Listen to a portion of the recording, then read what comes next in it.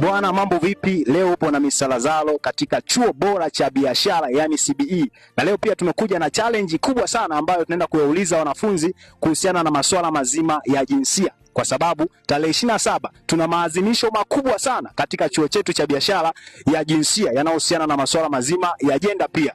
Bwana, sasa leo nimekuja na challenge hiyo ambayo nitapita kwa kila mwanafunzi na kuhakikisha kuwa namuuliza hilo swali, na kwa atakayetokea kuwa amepata swali hili ataondoka na zawadi nono sana katika chuo hiki cha biashara. Bwana, hapa nimekutana na sister wawili ambao wanasoma katika chuo hiki cha biashara. So nitaenda kuwauliza maswali mawili matatu kulingana na challenge yetu ya siku ya leo, na atakayetokea amepata hilo swali basi ataondoka na zawadi nono sana siku ya leo. Au na hofu sister? Hapana. Hauna hofu? Hapana. Pia wewe? Hapana. Hauna hofu. So ninatamani kufahamu majina yenu pia na kozi mnazosoma kabla sijauliza hiyo challenge yangu ya siku ya leo. Unaitwa nani na unasoma kozi gani pia? Majina naitwa Brightness Emmanuel Kimaro. Niko degree mwaka wa kwanza accountants. Okay, sister pia? Naitwa Karen Vitalis, nasoma bachelor 1 accountants.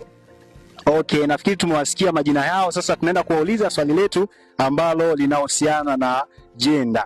Bwana, swali letu linasema hivi: je, unaamini jamii yetu ipo tayari kumpa mwanamke na mwanaume nafasi sawa ya uongozi bila kuangalia jinsia?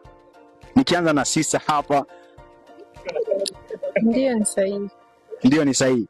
Je, unaweza ukatueleza kiundani zaidi kwa nini umesema ni sahihi?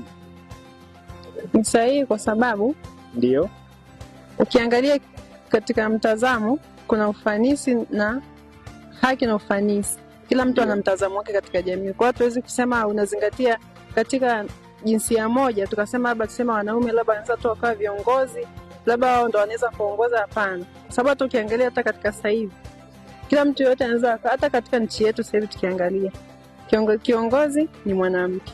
Kwa hiyo tunaona katika jamii ni sahihi kumpa mtu yoyote yule uongozi bila kujali jinsia.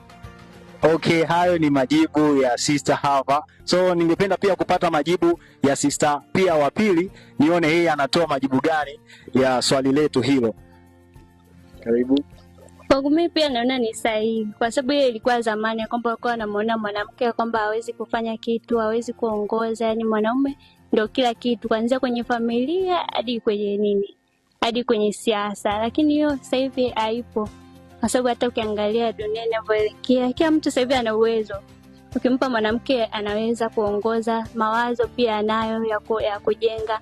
Zamani walikuwa wanawadidimiza tu, walikuwa wanaamini kwamba hawezi, lakini walikuwa na uwezo bila kuonyesha kwa sababu walikuwa watu hawaamini. Lakini sasa hivi watu, hata jamii pia inaamini kwamba wanawake wanaweza. Okay, nafikiri ni majibu mazuri sana ambayo yametolewa na sister wangu hapa wawili.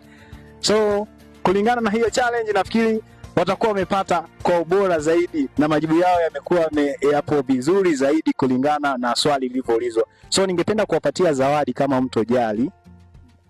Asante. So kulingana na majibu ambayo wameyatoa hapa tokea kupata zawadi nzuri sana siku ya leo. So ongeleni sana kwa majibu yenu mazuri. So nipende kuwapa zawadi ya majibu ambayo mmeyatoa siku ya leo.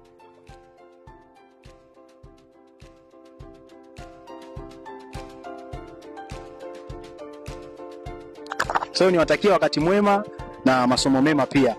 Pia tutakutana wakati mwingine. Asanteni pia kunipa muda wenu. So goodbye.